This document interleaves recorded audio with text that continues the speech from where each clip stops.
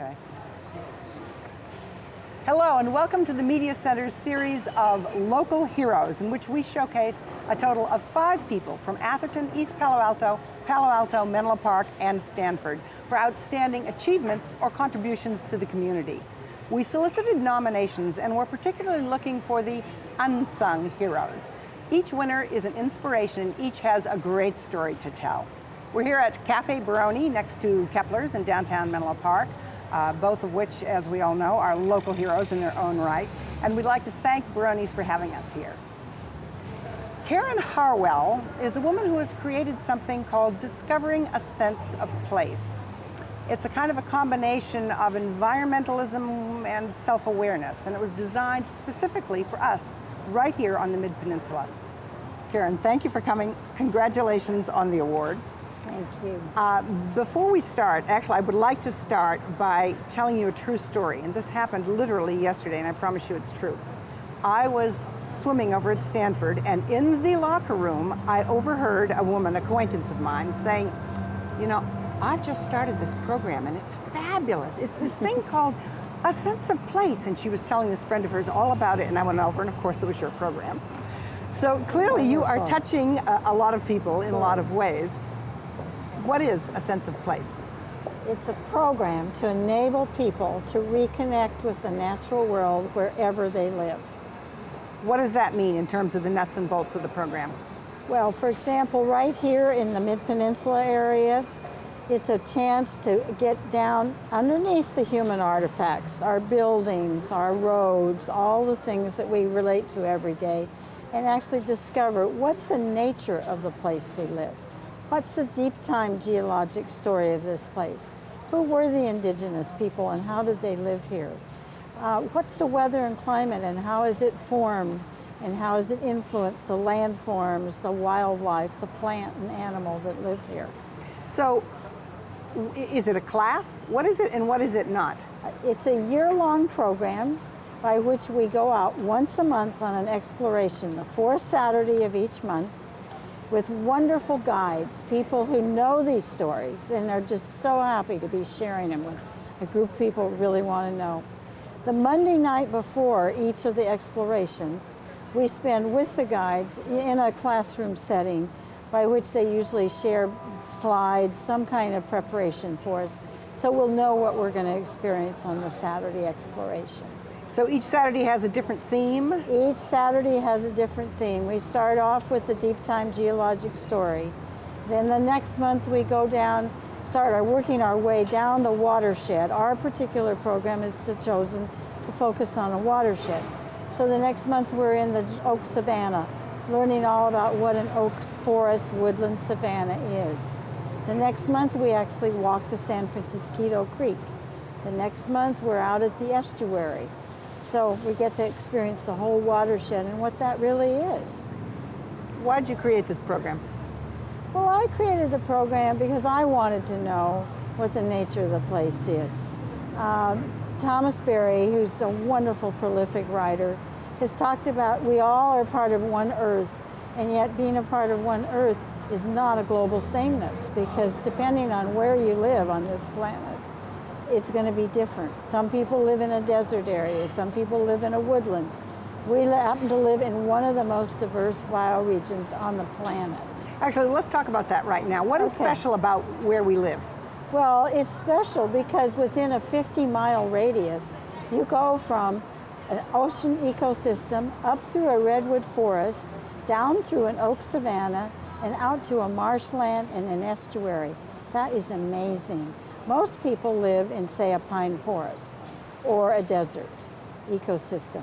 And so for us to have access to all these radius, all these different ecosystems within a 50-mile radius is very unusual. So is it fair to say that we are one of the most diverse? Oh, it is. It's considered one of the most diverse bioregions on the planet. Now, we live right here. You have several things that you do. One of the exercises that you described to me before that I thought was interesting had to do with a map that people draw in the beginning and the end. Tell me about that. Well, it's wonderful because when people start the year-long program, the first evening we just ask them to draw a map of the place where they live. And usually it's more what they draw is something like, oh, roads, buildings, Stanford University, something like that. At the end of the year, after we've had all these wonderful explorations and gotten to know the place, we ask them to draw another map, and we have saved their first map for them. Mm-hmm.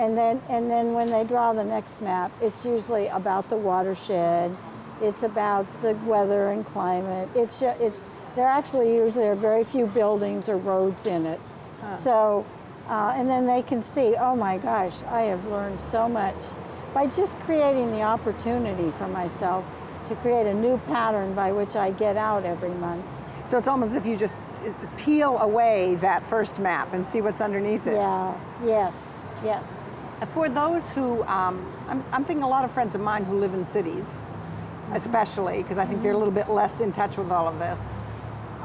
What's wrong with that? What are they missing without getting down under? Well, I actually think we would design our cities even very differently if we started by knowing what's the nature of this place naturally. And then, for example, Katrina in the Gulf Coast, it's like, I mean, scientists and a very few weather and climate people have known for a long time that was just a matter of time before it was going to happen. When you actually block the Mississippi from flowing its natural course, you're depriving the barrier islands of serving the purpose of protecting them. So you think they should not rebuild? Well, if more people knew that, I mean, they wouldn't have designed it that way. And so I just think... What should they do now then, do you think, that would be consistent? Well, I think they should design it in a way that's in keeping with the way the natural systems operate. Several years ago, there was an incredible overflowing of the Mississippi, and I think it was in Illinois, and in the Illinois, Missouri area. And what ended up happening when this town was totally flooded is that afterwards they said, we're going to relocate the town because it'll be a matter of time before this happens again. So that's what I'm saying. Do you think they should relocate New Orleans, or are there other ways of doing it? Well, I think that, I don't know necessarily, I think but people locally there should actually, who know the river, know the Lake Pontchartrain, know how all those systems work, but design according to how nature works. Well, you gave me, in fact, a really good parallel with San Francisco Creek here. Tell me about that and about the flooding and what you think should be done with that here. Well, that's another example that we've learned, and this is our 5th year of the program, and so we've had the opportunity to be with some wonderful guides. And one of the things that we've learned through this is if you go to the upper watershed of the San Francisco Creek, up in Huddard Park, West Union Creek, and all the wonderful little feeder creeks that end up forming the San Francisco Creek. Up there, the creeks are more natural, so they're not always cleaning them out. But what that provides is a wonderful opportunity for pools to form, so the salmon actually can hatch and lay their eggs. And so, it would slow the creek. If we had those all the way down, it would slow the creek. And then instead of spending the money to clean up, which is an enormous cost after the fact, use that money proactively to say, where are the places it naturally overflows? And buy up those homes, let people get their money and relocate, and then let the creek slow itself all the way down by overflowing where it naturally overflows. And is that just so unpopular that it's never going to happen? Well, I think that it's a matter of educating, and as people are informed of this, there's a lot of like, oh, I didn't even know that was a possibility. Oh, we could do that? Mm-hmm. Oh, that's a good idea. So I think it's just a matter of educating and communicating.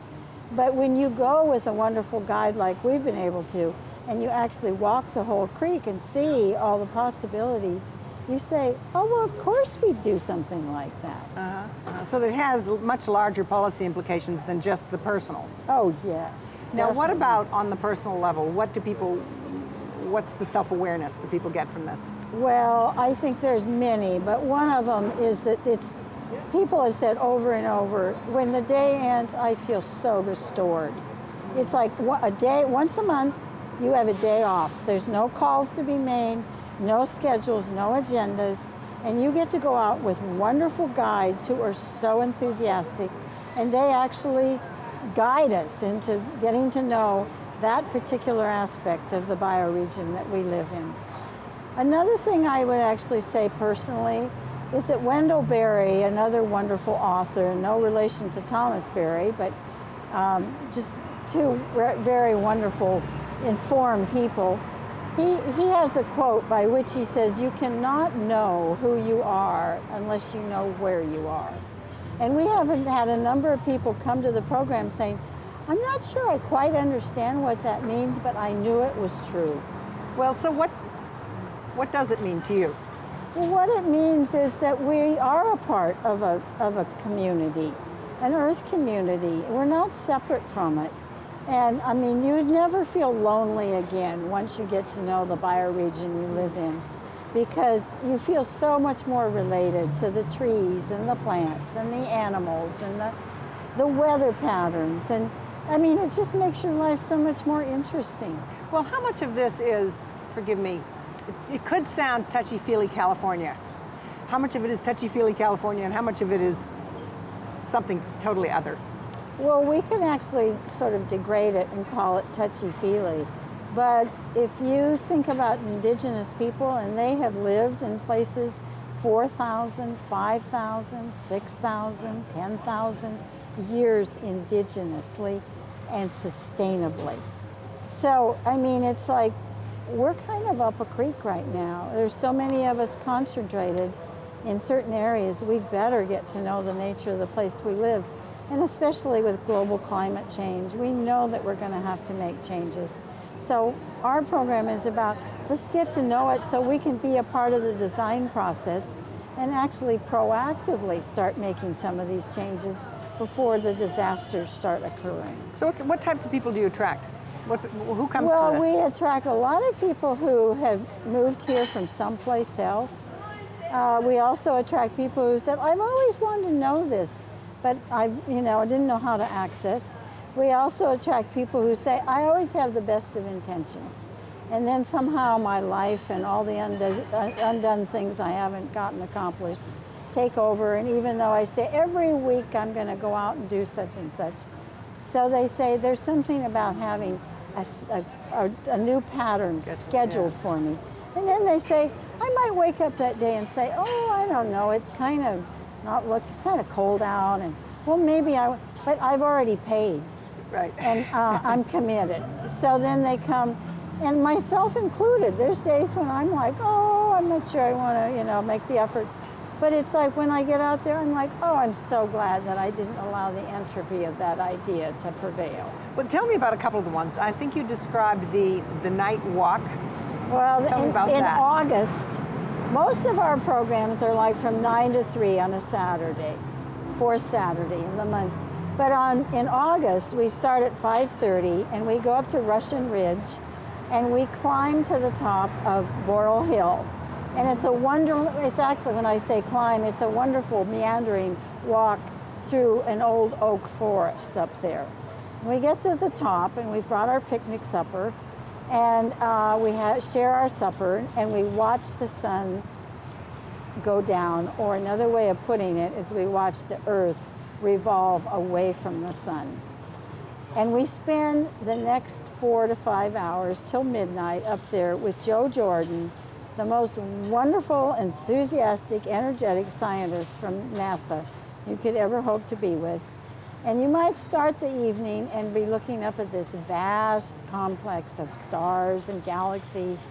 And then by the end of the evening, you feel very at home in that universe, because he's actually taken us on a journey and showed how the constellations aren't just random things up there, but they're actually a map of the whole season of the year, and how earlier people actually related their lives each part of the year to the constellations. You also talked about, and this leads to my question about how the interaction, how close people get in the group. You talked about trees and people sharing stories about trees. Tell me how that works and how that works, especially with the group dynamic. Well, we have 30 people in the program. We keep it at that size so it's manageable when we go out. And the Monday night before each exploration, we reintroduce ourselves to each other in the group by telling a story about something that's in relationship to the theme of that month. So, for example, before we go into the oak savanna, we ask people, was there a tree in your life or a particular forest? And people just go into the most amazing places, and it's like, and even as they listen to each other, maybe at first they might think, I don't think there was a tree in my life. But after a few people have spoken, they say, oh, of course there was. There was that wonderful old willow that I used to swing from, or whatever it might be. And by the end of the year, we have actually shared with each other the most amazing, intimate stories from our lifetime. Whether it's about the creek, or the trees, or the night sky, or something like that. Now, what about your own background? Where does that play into all this?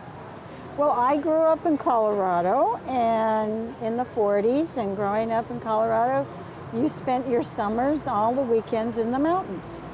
And I loved playing hide and seek with chipmunks and searching for mica and playing in creeks and all of that. And I think on Sunday night when we would wind our way down the mountain road back into the city of Denver where we lived, I always felt a sense of dis-ease, you know, like I wish Denver worked the same way as the mountains did and the way I felt in the mountains. And so I think that in turn led me to study biology in college. And in studying biology, I had one aha after another of the whole thing is so related. I remember one time we were focusing on bees and bee colonies and beehives and how it all worked. And it was sort of the emphasis that day was on how they're the great pollinators of the earth, that we wouldn't have almonds, that we wouldn't have, you know, all flowers that we have. And I was just like, the whole thing's one thing. It's all interconnected. And so just knowing that, and then I also studied at the California Institute of Integral Studies and Philosophy, Cosmology, and Consciousness. We were always talking about bioregions, that the Earth is not a global sameness, that it has very different bioregions. And it just led me to think, I don't want to talk about this anymore. I want to get to know the bioregion I live in. So I actually called on some other people and said, want to help me design this and put a program together? So that's how we did it. How long has it been going, and what kind of feedback have you had? It's been going, we're in our 5th year. I think the fact that we usually have a waiting list every year kind of speaks for itself. I don't think this is my idea. I think this is an idea whose time has come. That we've actually separated ourselves so far out of the earth, and now it's like we're feeling a sense of dis-ease over that and wanting to reconnect. And people have just said, people have actually said, this is changing my life. Wow. So and it's restoring people, I think. And also enabling them to feel, hey, I could actually be a part of redesigning some of the things we do within our cities and our local municipalities. And so they feel like they could be more proactive. One man who went through the program went on to work with a program of city trees, and now he's on a planning commission. And so people have done amazing. People have started writing poetry. Wow. One woman has actually started painting the bioregion, never painted before in her life. So it's activating a lot of things in people. Now you've brought a few materials here. I know one thing is a book. Just tell me briefly about what sort of contact information, resources that you can let people know about. Okay. Well, the book is a result of, we now have over 200 requests from all over the earth. People saying, how can we do this in our own local bioregion?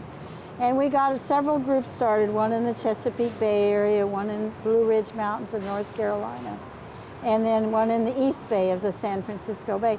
And it took a lot of time and effort to do that, and so we finally decided it would be great if we could just have something we'd send out to people. Like last week, we got a request from Italy, Belgium, and the Netherlands. And we have a wonderful website that people can access and learn about the program, how to order the book. It's all there. So. Okay, great. Well, we have for you a little plaque here Oh. as an award winner. Oh my gosh. And I want to wish you all the best of luck and thank you for coming. Well, thank you very much. This is wonderful. Okay. We're here at Cafe Baroni right next to Kepler's, and I would like to encourage you to come down and have a cappuccino, go buy a book or two. And again, I'd like to thank Baroni's for letting us tape here, and thank you for watching.